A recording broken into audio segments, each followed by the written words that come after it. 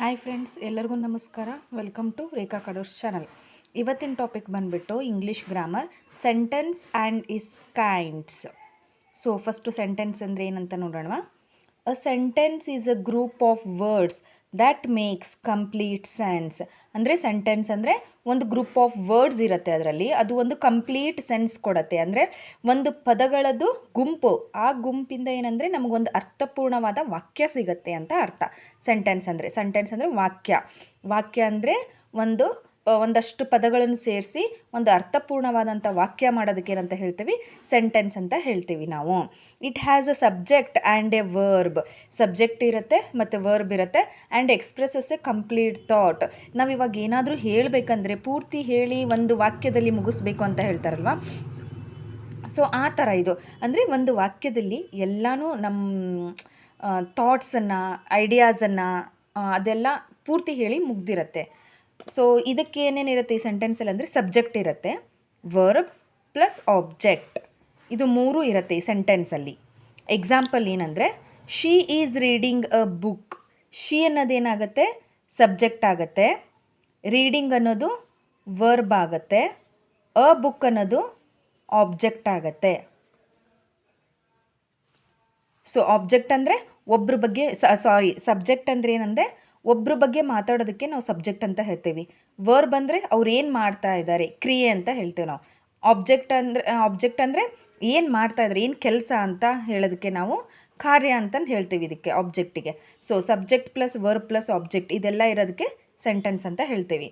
Second one, the sun rises in the east. The sun is a subject.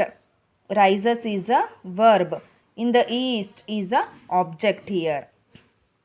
He is playing football. He is a subject. Playing is a verb.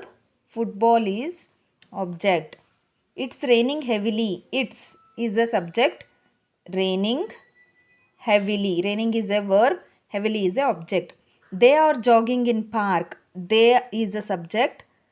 Jogging is a verb. In park is a object. So sentence ಅಂದರೆ ಅರ್ಥ ಆಯಿತು ಅನ್ಕೋತೀನಿ ನಾನು. Subject, verb, object ಇದು ಮೂರು ಇರೋದಕ್ಕೆ ಏನಂತ ಹೇಳ್ತೀವಿ ನಾವು, ಸೆಂಟೆನ್ಸ್ ಅಂತ ಹೇಳ್ತೀವಿ. ಇದೊಂದು ಪದಗಳ ಗುಂಪು. ಈ ಗುಂಪಿಂದ ಏನಂದರೆ ನಮಗೆ ಒಂದು ಅರ್ಥಪೂರ್ಣವಾದ ವಾಕ್ಯ ಸಿಗುತ್ತೆ ನಮಗೆ, ಅದಕ್ಕೆ ಸೆಂಟೆನ್ಸ್ ಅಂತ ಹೇಳ್ತೀವಿ. ಇದಕ್ಕೆ ಏನೇನು ರೂಲ್ಸ್ ಇದೆ ಅಂದರೆ, note, first letter of a sentence must start with a capital letter. ನೋಡಿ, ಫಸ್ಟ್ ಲೆಟರ್ ಯಾವಾಗಲೂ ಕ್ಯಾಪಿಟಲ್ ಲೆಟರಿಂದ ಸ್ಟಾರ್ಟ್ ಆಗುತ್ತೆ. She, S. ಇಲ್ಲಿ ನೋಡಿ, ಸೆಕೆಂಡ್ ಸೆಂಟೆನ್ಸಲ್ಲಿ ಟಿ ಕ್ಯಾಪಿಟಲ್ ಲೆಟರ್ ಇದೆ. ಹಿಯಲ್ಲಿ ಥರ್ಡ್ ಸೆಂಟೆನ್ಸಲ್ಲಿ ಹೆಚ್ ಕ್ಯಾಪಿಟಲ್ ಲೆಟರ್ ಇದೆ. I capital, they capital. ಯಾವಾಗಲೂ ಒಂದು ವಾಕ್ಯನ ಕ್ಯಾಪಿಟಲ್ ಲೆಟರಿಂದನೇ ಸ್ಟಾರ್ಟ್ ಮಾಡ್ಬೇಕು ನಾವು. Next, a sentence must always ends with a full stop. ಆಮೇಲೆ ಇದು ಕೊನೆಗೊಳ್ಳೋದು ಹೆಂಗೆ ಅಂದರೆ ಫುಲ್ ಸ್ಟಾಪ್. ಫುಲ್ ಸ್ಟಾಪ್ ಅಂದರೆ ಏನು ರೀ, ವಿರಾಮ ಅಂತಂದು ಹೇಳ್ತೇವಲ್ಲ, ಅಲ್ಪ ವಿರಾಮ ಅಂತ ಹೇಳ್ತೇವಲ್ಲ ರೀ, ಅದು ಫುಲ್ ಸ್ಟಾಪಿಂದ ಎಂಡ್ ಆಗಬೇಕು ಸೆಂಟೆನ್ಸು. ಸೊ ಇದು ಸೆಂಟೆನ್ಸ್ ಆಯಿತು. ಇನ್ನು ನೆಕ್ಸ್ಟ್ ಏನಂದರೆ ಟೈಪ್ಸ್ ಆಫ್ ಸೆಂಟೆನ್ಸಸ್. ಎಷ್ಟು ಟೈಪ್ಸ್ ಇದಾವೆ? ಅಸರ್ಟಿವ್ ಸೆಂಟೆನ್ಸ್, ಇದಕ್ಕೆ ಇನ್ನೊಂದು ಹೆಸರು ಡಿಕ್ಲೇರೇಟಿವ್ ಅಂತಲೂ ಕರೀತಾರೆ ರೀ. Interrogative sentence, imperative sentence, exclamatory sentence. So first one assertive sentence ನೋಡೋಣ. It is a sentence used to state or declare something. ಇದು ಒಂದು ಸೆಂಟೆನ್ಸು ಯಾವ ಥರ ಅಂದರೆ ಒಂದ್ರ ಬಗ್ಗೆ ಹೇಳೋದಕ್ಕೆ, ಇದು ಹೀಗೆ ಇದೆ, ಇದು ಇದೆ ಅಂತಂದು ಹೇಳೋದಕ್ಕೆ, ಡಿಕ್ಲೇರ್ ಮಾಡೋದಕ್ಕೆ ಅಸರ್ಟಿವ್ ಸೆಂಟೆನ್ಸ್ ಅಂತ ಹೇಳ್ತೀವಿ. It ends with full stop. ಇದು ಯಾವಾಗಲೂ ಫುಲ್ ಸ್ಟಾಪಿಂದ ಎಂಡ್ ಆಗುತ್ತೆ. It is also called as declarative sentence. Assertive ಸೆಂಟೆನ್ಸನ್ನು ನಾನು ಇಲ್ಲಿ ಮೇಲ್ಗಡೆ ಹೇಳ್ದಂಗೆ ಡಿಕ್ಲೇರೇಟಿವ್ ಸೆಂಟೆನ್ಸ್ ಅಂತಲೇ ಕರೀತಾರೆ. ಎಕ್ಸಾಂಪಲ್ ನೋಡಿರಿ, ಐ ಲೈಕ್ ಫ್ಯಾಂಟಸಿ ನಾವೆಲ್ಸ್. ನೋಡಿ, ಫುಲ್ ಸ್ಟಾಪ್ ಇದೆ, ಹೌದಾ? ಅವ್ರಿಗೆ ಏನು ಇಷ್ಟ ಅಂತ ಒಂದು ಡಿಕ್ಲೇರ್ ಮಾಡಿದ್ದಾರೆ, ನನಗಿದೇ ಇಷ್ಟ ಅಂತ ಅವ್ರು ಕ್ಲಿಯರಾಗಿ ಹೇಳಿದ್ದಾರೆ. I like fantasy novels. ಈ ಈಸ್ ಮೈ ಫ್ರೆಂಡ್. ಅವ್ರು ಯಾರು ಅಂದರೆ ಅವ್ರು ನನ್ನ ಫ್ರೆಂಡು ಅಂತ ಕ್ಲಿಯರಾಗಿ ಏನೇ ಒಂದು ಹೇಳೋದು. ಅಸರ್ಟಿವ್ ಸೆಂಟೆನ್ಸಲ್ಲಿ ಕ್ಲಿಯರಾಗಿ ಇದೇ ಹೌದು ಅಂತ ನಂದು ಒಂದು ಕಾನ್ಫಿಡೆನ್ಸಿಂದ ಹೇಳೋದಕ್ಕೆ ಅಸರ್ಟಿವ್ ಸೆಂಟೆನ್ಸ್ ಅಂತ ಹೇಳ್ತಾರೆ. The sky is blue. It is A bright and Sunny day. ಇದೆಲ್ಲ ಏನಾಗುತ್ತೆ ಅಂದರೆ ಅಸರ್ಟಿವ್ ಸೆಂಟೆನ್ಸ್ ಆಗುತ್ತೆ. ಎಲ್ಲ ಸೆಂಟೆನ್ಸಲ್ಲೂ ನೋಡಿ ಫುಲ್ ಸ್ಟಾಪಿಂದ ಎಂಡ್ ಆಗಿದೆ, ಆಮೇಲೆ ಕ್ಯಾಪಿಟಲ್ ಲೆಟರಿಂದ ಸ್ಟಾರ್ಟ್ ಆಗಿದೆ. Next, second one is interrogative sentence. It is a sentence use to ask questions. ಇವಾಗ ನೋಡಿ, ನಾವೇನಾದರೂ ಇವಾಗ IT ರೇಡ್ ಆಗಿದೆ ಅಂದಾಗ ಇಂಟ್ರೋಗೇಷನ್ ಮಾಡತ್ತೀವಿ ಅಂತ ಹೇಳ್ತಾರಲ್ಲ, interrogation is nothing but asking many more questions. Asking questions ಅಂದರೆ ಇಂಟ್ರೋಗೇಟಿವ್ ಸೆಂಟೆನ್ಸ್ ಅಂದರೆ ಭಾಳ ಕ್ವಶನ್ಸ್ ಕೇಳೋದಕ್ಕೆ ಇದನ್ನು ಇಂಟ್ರೋಗೇಟಿವ್ ಸೆಂಟೆನ್ಸ್ ಅಂತ ಹೇಳ್ತೀವಿ ನಾವು. It ends with a question mark. ಇದು ಇಂಟ್ರೋಗೇಟಿವ್ ಸೆಂಟೆನ್ಸು ಕ್ವಶನ್ ಮಾರ್ಕಿಂದ ಎಂಡ್ ಆಗುತ್ತೆ.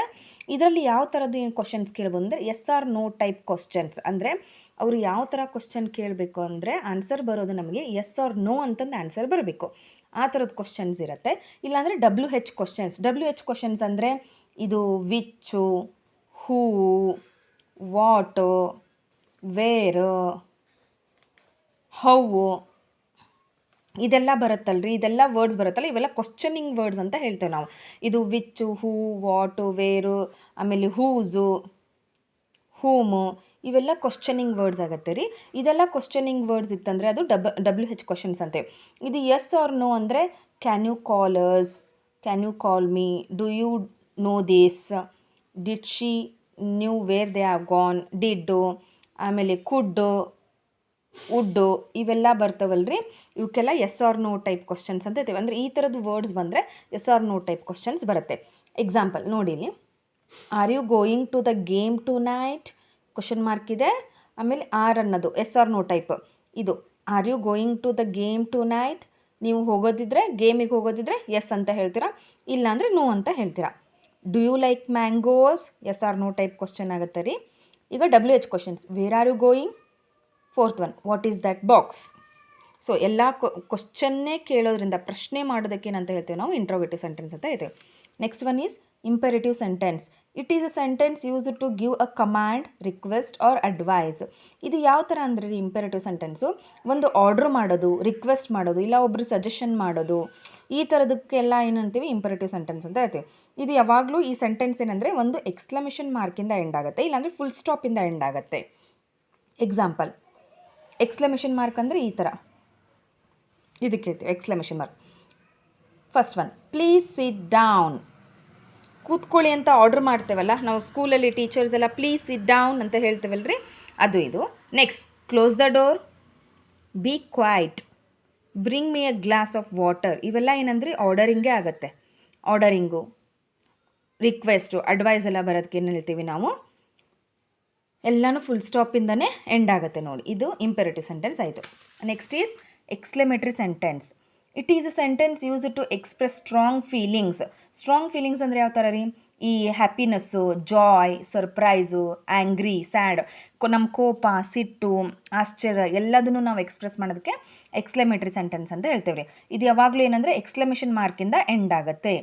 ವಾವ್, ಯು ವನ್, ನೋಡಿ ಎಕ್ಸ್ಕ್ಲಮೇಷನ್ ಮಾರ್ಕ್ ಇದೆ ಅಂದರೆ ಖುಷಿಯಿಂದ ಹೇಳೋದು. What a beautiful day it is. Hurray, I secured rank in exams. That magic trick was amazing. ನೋಡಿ, ಇದೆಲ್ಲ ಒಂದು ಆಶ್ಚರ್ಯದಿಂದ, ಖುಷಿಯಿಂದ, ಸರ್ಪ್ರೈಸಿಂಗಿಂದ ಹೇಳೋದಕ್ಕೆ ಎಕ್ಸ್ಕ್ಲಮೇಟರಿ ಸೆಂಟೆನ್ಸ್ ಅಂತ ಹೇಳ್ತೀವಿ. ಸೊ ಇದೆಲ್ಲ ಸೆಂಟೆನ್ಸಸ್ ಅರ್ಥ ಆಯಿತು ಅನ್ಕೋತೀನಿ. ಇವಾಗ ಐಡೆಂಟಿಫೈ ದ ಸೆಂಟೆನ್ಸಸ್ ಮಾಡೋಣ. He is my friend. ಇದು ಒಂದು ಸ್ಟೇಟ್ಮೆಂಟ್ನ ಡಿಕ್ಲೇರ್ ಮಾಡೋದ್ರಿಂದ ಇದೇನಾಗುತ್ತೆ, assertive sentence.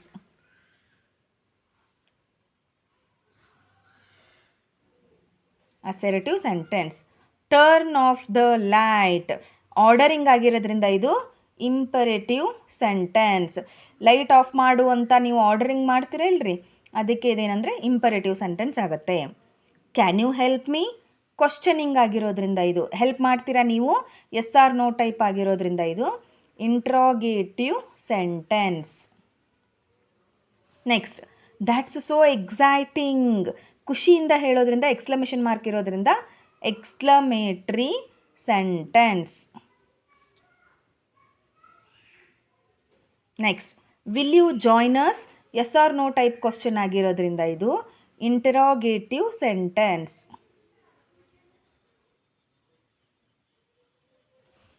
Don't touch that, ordering and request ಆಗಿರೋದ್ರಿಂದ ಇದು imperative sentence. Next, how fast he runs, exclamation ಇದೆ, ಎಕ್ಸ್ಕ್ಲಮೇಷನ್ ಇರೋದ್ರಿಂದ ಇದೇನೆಂದರೆ ಎಕ್ಸ್ಕ್ಲಮೇಟ್ರಿ ಸೆಂಟೆನ್ಸ್. ಸೊ ಎಲ್ಲರಿಗೂ ಇದು ಸೆಂಟೆನ್ಸ್ ಟಾಪಿಕ್ ಅರ್ಥ ಆಯಿತು ಅನ್ಕೋತೀನಿ. ನಿಮಗೆ ನನ್ನದು ಟೀಚಿಂಗ್ ಇಷ್ಟ ಆದರೆ ದಯವಿಟ್ಟು ಲೈಕ್ ಮಾಡಿ, ಸಬ್ಸ್ಕ್ರೈಬ್ ಮಾಡಿ. Thank you.